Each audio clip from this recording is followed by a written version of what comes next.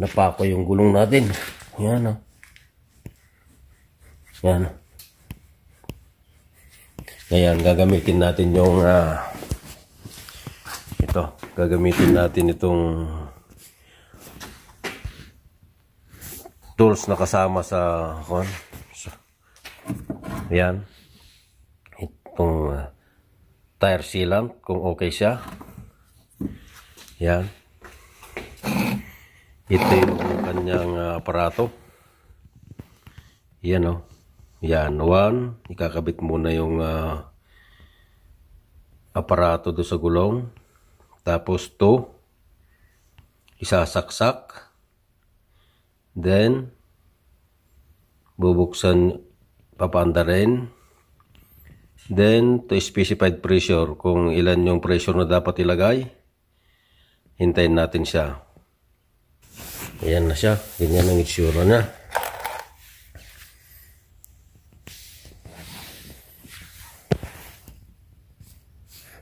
Yan.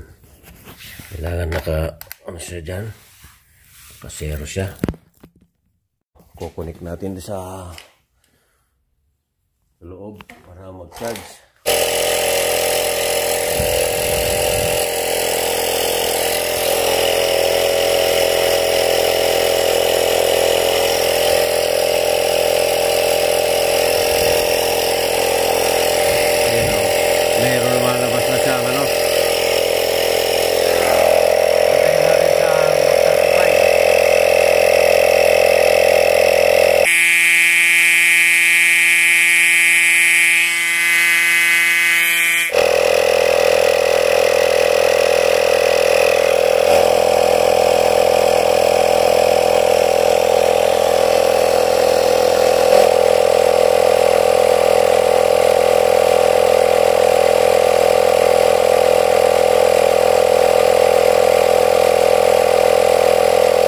Ito ang resulta ng aking ginawa. Tingnan natin kung may bubbles.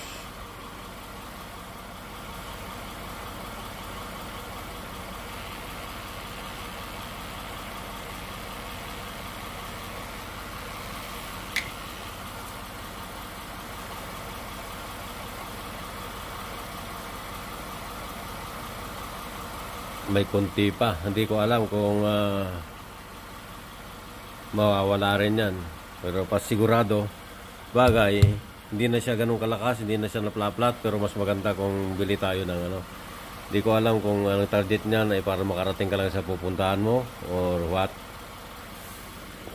Okay, yan yung resulta, yan ang review.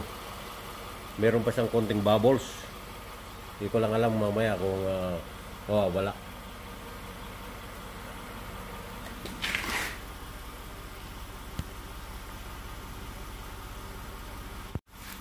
Ayan. Ito yung resulta ng aking ginawa.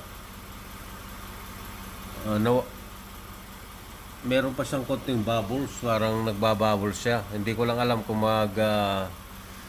mawawala siya katagalan. Pero hindi siya totally na meron pa rin siya. Tingnan niya.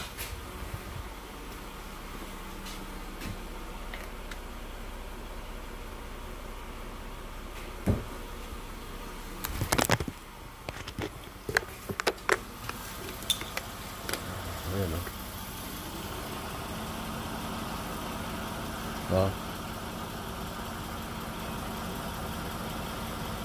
meron siyang bubbles, pero hindi na siya ganun kalakas. Ano na lang siya, ibig sabihin hindi siya totally nag-seal, hindi nasarahan yung butas. Iwan ko lang mamaya. Nagawa ko na yung 10 minutes na pag-drive, long drive. Kaya mas maganda, bumili na lang ako ng pang backup, yun talagang sealed. Okay? It means hindi siya totally nag-sealed. Iwan ko lang mamaya kung bababa yung pressure niya. Thank you. Mamaya ulit. Ayan, oh. Ayan na siya. Ayan na yung butas kanina. Yan. Mapapansin nyo. Ayan o. Tignan natin kung ano. Tumakbo na ako ng bumalik na ako sa ano kasi bumili ako ng patches. Baka mamaya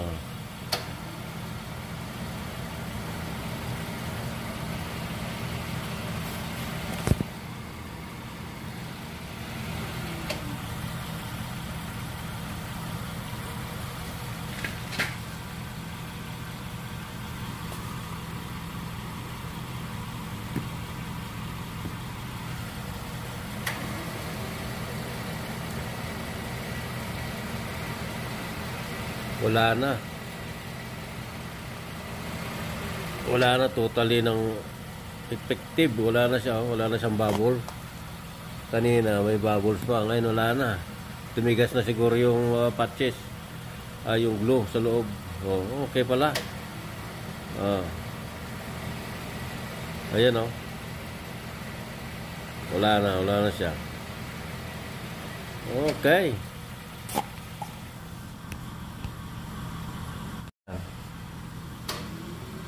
Wala na. Ibig sabihin, okay siya. Wala na siyang bubbles. Wala na siyang, you know.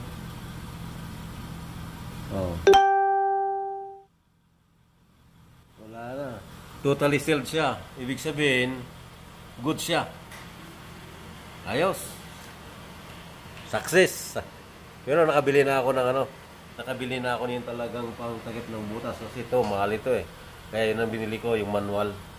Okay, bye-bye.